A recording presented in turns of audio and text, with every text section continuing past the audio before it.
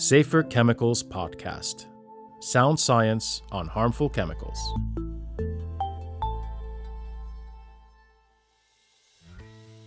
I'm Adam Elwan, and you're listening to the Safer Chemicals Podcast. Today, Katja from Hofe, the chair of our enforcement forum, joins us. She's just out of the forum's June meeting, and I will be picking her brain about what was on the agenda. Now, the Forum is a network of enforcement authorities. They come from both the EU and EEA, and they're responsible for coordinating the enforcement of EU chemicals legislation. The aim, of course, is to protect our health and the environment, but also to ensure a level playing field for companies across the EU market. So in practice, this can mean, for example, doing spot checks in manufacturing sites to make sure that hazardous chemicals are being used according to the safety requirements that are set by law, and essentially to make sure that companies are complying. These checks are done as part of EU-wide enforcement projects. They usually involve several member states and many different locations, so they are quite large undertakings on an EU-wide level. The results from the projects are then used to help authorities take more action in those areas where compliance is low, and in some cases, they can even trigger changes to the law to address any shortcomings that are found. Now, we recently did an episode that covered the results of a forum project on online marketplaces.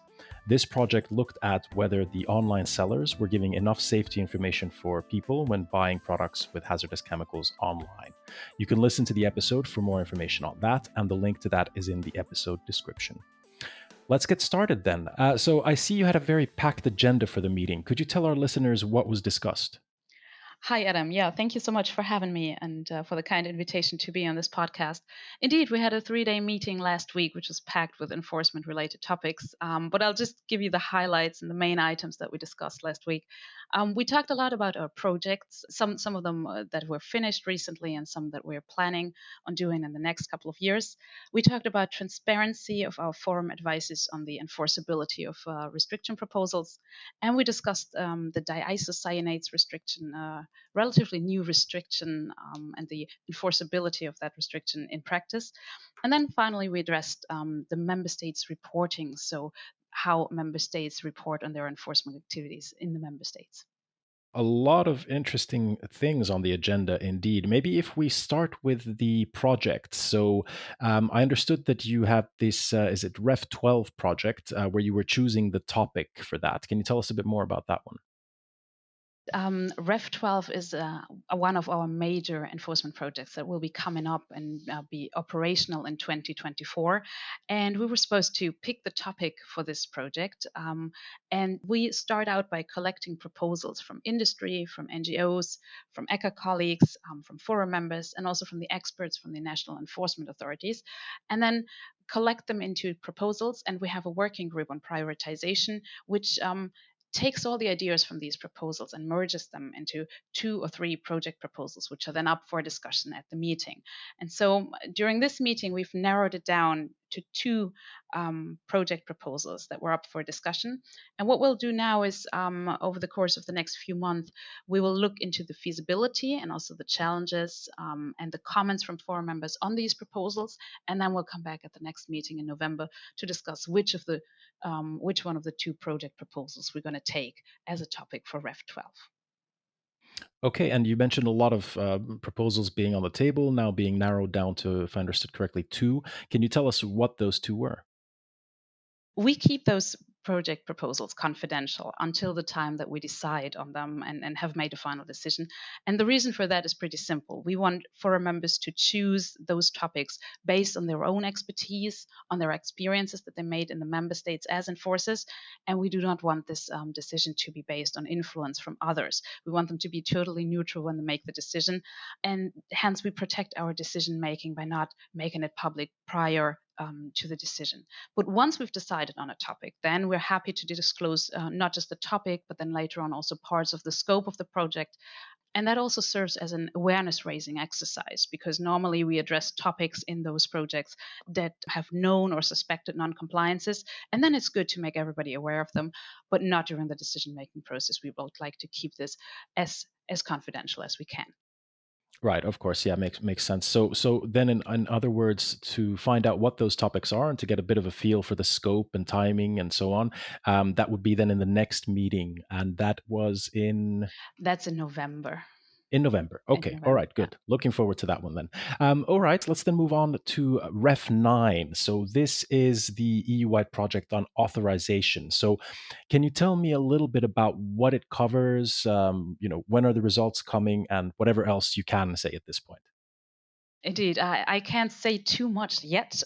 Again, I have to refer you to the November meeting when we'll make the first results public from this project. It was indeed a very, very interesting project that many people looked forward to because authorizations were checked in depth for the first time. We had two pilot projects on authorizations, but this one is actually the one where inspectors looked into the depth of the authorization requirements for substances of very high concern from Annex 14 of REACH.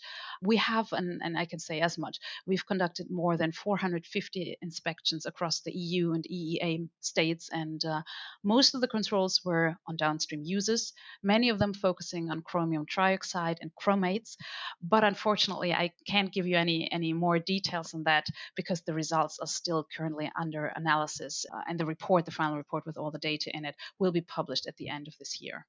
And just to simplify, mainly for my own purpose and my own knowledge, so the fact that you're controlling reach authorization requirements and that it's focused on downstream users, so this kind of implies workers potentially using these dangerous chemicals in their daily work, or Yes and no. And it's also looking at companies who buy those authorized chemicals. So you're looking at supply chain communication. You see that if a company further upstream has made an authorization, or applied for an authorization, gotten an authorization, then this covers also downstream users. And if you look at them to see if they have also gotten all the authorization requirements fulfilled in their own processes. That's an interesting part because in order for that to happen, the information needs to be passed downstream. And the question is, did that happen and did it sufficiently happen so that everybody is in compliance? And that's what we checked in the project.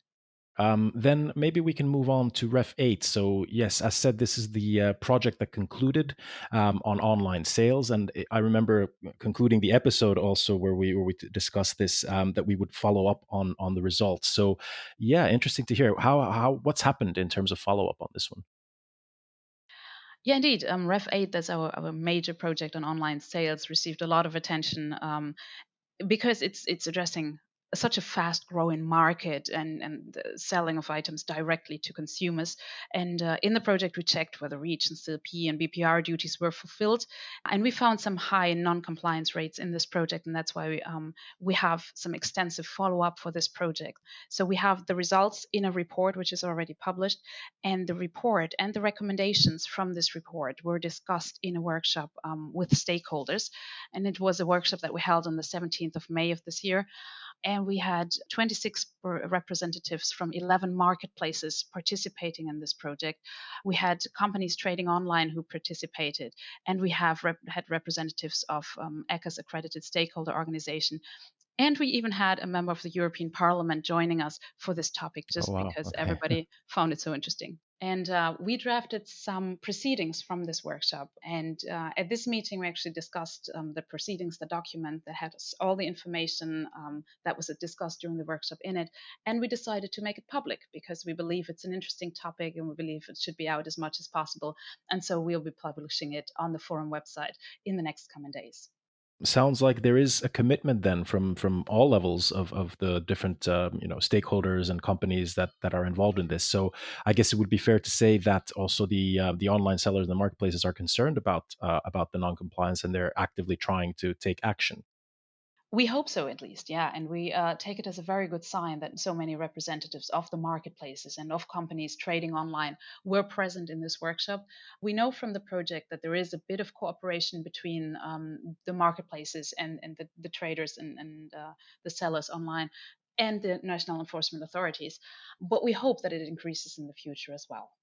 Still related to projects, so you mentioned that there is this so-called train the trainers on safety data sheets for inspectors, and this is particularly linked to the next one of the next projects, I guess, on Ref 11. And here the idea is to really ensure that the people doing the inspections are properly trained to find out what they should be looking at, I guess. But can you tell me more about that? That's a training event that we have every year towards the end of the year. So this time is going to be at the end of November of this year. It's training provided by national experts and ECHA colleagues for trainees. And those trainees are then supposed to act as multipliers in the member states to just give all the information that they received within ECHA and from the forum and pass it on to the member state level where the inspectors are actually dealing with it. And usually we choose a topic that is based on one of our next enforcement projects. And here, the next major enforcement project that's coming up and that's currently being prepared is Ref 11 on safety data sheets. There's a new format required for those safety data sheets, and that's what's going to be addressed and what's going to be upcoming in 2023. We're very successful with this training event. So past surveys show that we reach over 1,000 inspectors at the national level, and they are taught then how to perform inspections on a specific topics. They can discuss best practice. They can ask all the questions they have before we go into the project, and it usually helps to increase the quality of the projects and of the inspections that those projects are based on. Okay, and it's also a long-term, benefit then, because once the training has happened, they have the knowledge and they can then pass it on. And even, outside of the project, these practices will be then used when doing those inspections, right? Indeed, indeed. We share the training materials, and they can also be shared then at national level, and they are passed on. And together with then the manuals that we have for each of the projects, and the guides, and the questionnaires, and then we have what we call a practical enforcement guide, which is a document being developed after the project is over with the best practices from the project. And this whole package together, it gives an inspector the chance to not only perform the project during the time when it's actually a ref project, so say safety data sheets in 2023, but they can just dig it out 2, 3, 4, or 5 years later and just look at the content and say, hey, if this is something we want to do again, then we have all the information right there and we can just set it up and do the inspections without too much extra work. And I think this is the added benefit that comes from the forum, that you actually have topics prepared, not just for a one-time project, but also with all the extra material that we give to inspectors to have this in the future. I mean, another side of this is that this package may also be useful for companies, right? So if companies can kind of get a bit of foresight into what kind of things they should be, following for inspections, then hopefully that also speeds up and helps them to prepare, maybe. Yes or no? We publish most of these documents for inspectors only, so they can use it whenever they like. However, we don't share, for example, project questionnaires and project manuals in advance of the projects with industry. And the reason for that is quite simple. We don't want to disclose what we are checking. So if, for example, you're checking a safety data sheet, you don't want to tell industry in advance what kind of sections you'll be checking, because then Right. those Makes checks sense. exactly, they're going to be perfect, hopefully perfect, as far as it goes for safety data sheets. But you want them to cover everything. You want them to look at everything, and you want to make sure that not just tiny bits and pieces that you can check within a project are addressed, but that the overall picture is still there. And that's why most of those guides and most of those, say, for example, questionnaires are only shared with inspectors. But the information material, something that the reports, everything we develop from the projects, the recommendations, those are then shared after the project with stakeholders, so with industry, with NGOs, for everybody to look at and to see what were the findings of the projects, because this is the information that's then important for stakeholders to know where they can improve, even if they were maybe not part of the project or were not checked within the project itself. So yeah, as you said, a clear benefit of the work of the forum on an EU wide and also on a long term to ensure that there is the expertise required to do these, because the legislation is not simple. So it is very difficult even for those dealing with it on a daily basis, like we do at ECHA, then opposed to those inspectors who may not. This is a bunch of a lot of different laws that they're checking. So very useful, I'm sure. Let's then move on to transparency. So this is an interesting one. Advice on enforceability. And I was looking at this on the agenda, and I struggled to understand exactly what it's all about. So hopefully you can give me Mhm. a little bit, and our listeners, a bit more insight into what are we talking about here. I hope so. I hope so, Adam. The forum regularly provides advice on the enforceability of restriction proposals. So before a restriction comes into effect, it undergoes a certain process within ECHA. And this process starts with a restriction proposal, sometimes from a member state or from ECHA, of a text a draft text for how this restriction could look like once it has passed this entire process and then become a restriction. And what the forum does, or what a forum working group, I should say, does, is it looks at the text of the proposal to see if this proposal, if it came through like this, would be enforceable in practice. So let's say, for example, if the text is difficult to enforce because the wording is unclear, there's a term that might have many different meanings, and you don't know exactly what is meant by this term in this proposal, then the forum would say so. It would suggest a different wording that would be maybe more clear. And it would say, listen, if you keep this wording, we're not sure it's going to be enforceable, this proposal or this restriction proposal, in practice later on. So far, these are only internal documents that we draft for RUC and SAEC, and they look into this when they're forming their opinions, which are also part of the restriction process here in ECHO. So the RACADSEC, we're talking about the Risk Assessment Committee and the Socioeconomic Analysis Committee, who look at those two sides of any restriction proposal, right? Exactly, exactly. And they form opinions. And when forming these opinions, they also take into account the advice that is given by the forum to them to say, we believe this is enforceable, or we believe that here something is missing. For example, if an analytical method is missing to detect a certain limit value that is in the restriction, then of course, this is a problem for the enforceability of that entire restriction proposal. And then that's something we would highlight and would say, hey, listen, this limit value sounds good, but we can't detect it so far, and so far it wouldn't be enforceable. And that's information that we would pass on. What we discussed at this meeting is that we will hold a workshop to look into the transparency aspects of our advices, also in light of suggestions that came in from the Commission in the CSS, that's the Chemical Strategy for Sustainability, to potentially change the format of the forum advice. So far, it's an advice that's internal, so we're not publishing it, but give it to RUC and SEAC because these are, and the Commission in the end, because these are the addressees of our advice. But there are ideas from the Commission to form the forum advice into an opinion. And in light of this, we said, well, let's be proactive here. Let's hold a workshop to look into whether there is a transparency aspect in our advice that we can maybe decide on later on. And when was this workshop taking place? We don't have set an exact date yet, but it's going to be happening before the next forum meeting, and then we'll come back in the plenary session with the entire forum, with all the forum members, to further discuss the outcomes of this workshop and to see whether we would like to look into making our forum advices a little more transparent, maybe.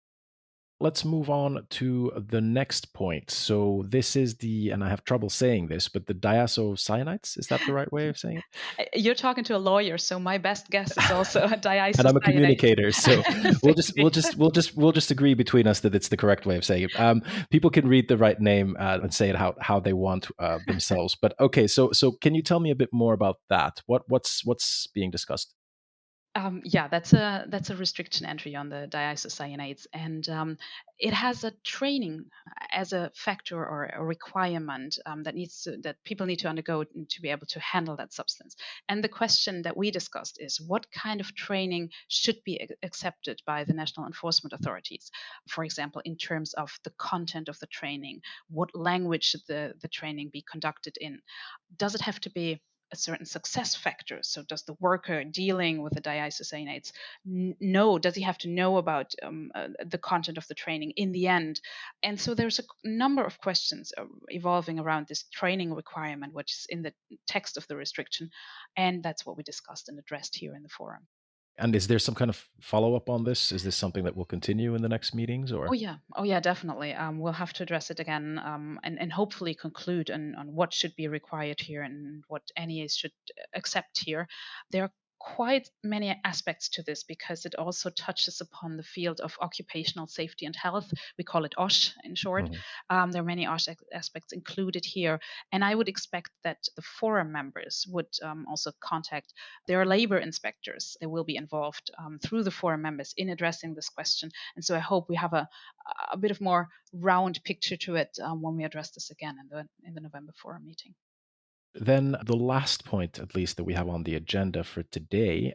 So this is the member state reporting. Now here the overall aim, I understood, is to kind of harmonize the way that member states do their enforcement, particularly count the numbers of what they're enforcing. So what is it all about? Yeah, member states reporting is actually not so much about harmonizing what is done in the member states, but just how we report on what is done in the member states. So, member states usually report on their inspection activities at the member state level. And that's, of course, interesting for industry, for NGOs to see how much is being done and what is being done in the member states. And the reporting is done through different means. So, currently, we have a regular formal reporting requirement, which is even laid down in the text of the legislation. It's Article 117 of REACH. And that requires member states to report to the Commission every 5 years what they've been doing in terms of enforcement. Right. And there's also another reporting requirement under the market surveillance regulation, where indicators on enforcement are collected, and that's done through an IT system called ICSMS. So now we have two ways of reporting what is being done in the member state. But the main question, and this is the one that we are addressing in our working group on member states reporting, the main question is, what do you report? Because the question is, what is a control? What is an inspection? There's the term used, official control. But the question is, what does that mean? Mm-hmm. Is it a control when you visit a duty holder, or is it a control when you look at the duty holder's premises as, say, a can of paint? So if you go, for example, into a hardware store and check 50 cans of paint for CLP labeling, say, is that one inspection because you're visiting one hardware store, you're visiting one duty Mm-hmm. holder, or is that 50 inspections because you looked at 50 different products? Quite a And big if difference potentially quite a there. big Yeah. difference indeed. And if you want to make use of those data that are reported, if you want to make use of the figures and the numbers in there, then you're comparing apples with pears if you're not comparing the right term of control. You know, Yeah. if everybody counts controls differently, then the numbers don't really tell you as much. And so the question is, what can we report? And is there a way of harmonizing the way that the reporting is done? And that would mean finding a common definition of the term official control. And we're working on it. It's insofar different or difficult to do that because in the member states, different reporting systems are used, different IT systems are used, and everybody is, of course, reporting in their own system. And so we might have to try to harmonize it. I'm not sure if it's 100% possible, but we're looking into it. We're working on it. And yeah, that was a report from the member states reporting working group saying we're further looking into this. And now also under the aspect that came in relatively newly under the market surveillance regulation, because that's also figures that people will be looking at when they're trying to compare inspection activities in the member states. Right. So definitely important work, and yeah, harmonization and consistency, I guess, is the key to having accurate results. And also, if enforcement activities need to be kind of focused on a certain area or certain member Mhm. state, these numbers need to be correct. Indeed, yeah, and they are correct, and but we believe that. So we believe that member states are having their own reporting systems, so they absolutely know what they are reporting. It's just that sometimes, if they refer to having done one inspection on the say CLP, then sometimes they mean we've visited one duty holder, and sometimes they mean well we've looked at one can of paint, and that's quite a difference in terms of the time that you need for the inspection, the time that you need for the follow up. And then the question is, what is reported really? You know that the number is correct and that they tried it and have it. But if the definition is not the same for everybody of what an official control is, then it's again comparing apples with pears. Right, exactly. Good. This kind of covers the main highlights from the meeting. My fingers are itching for the next meeting in November because the big news from all the projects will be coming from there, and of course, we'll be following those up also in our podcast. We're planning to do some episodes then with the chairs of those project groups to find out what the results were and then what are the next steps. But is there anything else you'd like to highlight from the June meeting in particular? I think we covered all the main points, and as you said, the November meeting is going to be packed with new information. On we have two projects that where we have the final reports coming up. That's the pilot project on recovered substances that we had. We had the Ref 9 project, as you said, and we also will have a new topic for the Ref 12 project. So a lot of interesting stuff coming up. But I think we covered almost everything from the June meeting so far. All right, good. Then listen, thank you, Katja. A lot of interesting projects, as said, expected to end soon, and more coming up in the near future. I'm sure Also, our listeners are looking forward to the results of those. And as said, we'll be covering those then in our next episodes. Now, for our listeners, if you want to know more about the Enforcement Forum and the results of previous projects, you can check the link in the episode description. Don't forget to subscribe to our podcast at echa.europa.eu/podcasts.